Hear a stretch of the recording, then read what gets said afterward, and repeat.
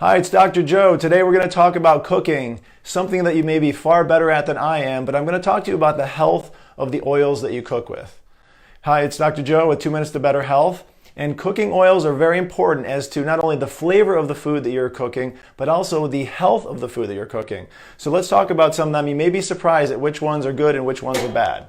So number one, flaxseed oil. Now this is great for like salad dressings and to sprinkle on top of food, but it is definitely not something that you want to cook with.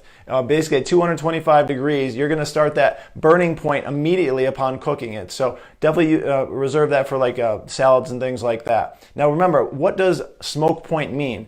Basically, it means something's burning. So we never like that smoky burning feeling in our kitchen when we're doing that. And just imagine if those oils that you're cooking are burning, then it's actually producing carcinogens or toxins that are cancer-causing agents as soon as you do that. So if you get above 225 degrees, not a good thing. Butter. Now this one was actually a surprise to me because clarified butter is a much higher smoke point, but regular butter, even grass-fed butter, 300 degrees is a very low smoke point. So if you're going to cook your eggs or any kind of food with that, you definitely want to do that on a lower simmer or saute. Don't just throw it in the hot pan and throw some onions in to saute it. That's why it turns brown really quickly. As soon as you're doing that, toss it out because it's not healthy to be having that.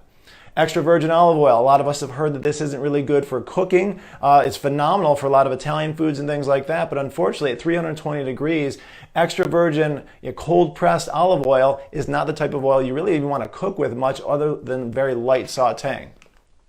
Coconut oil, 350. This gets a little bit better, but still it's not a very high temperature oil unless you get into a refined coconut oil, which may not be as healthy for you, but if you are going to cook higher temperatures, that gets up to like 420 degrees with a refined coconut oil, so definitely choose that type.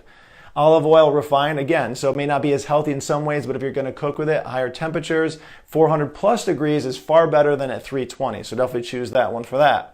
Sesame oil, great for a lot of Chinese dishes and things like that, 410, that's why they use that in the wok. That higher temperature oil at 410, it's a good choice. Sunflower oil, 440, getting really quite a bit up there. And now for the last one, I want you to leave in the comment section below what you think this oil is. It is by far the best high temperature cooking oil to use before it gets to that smoke point. Drum roll, please.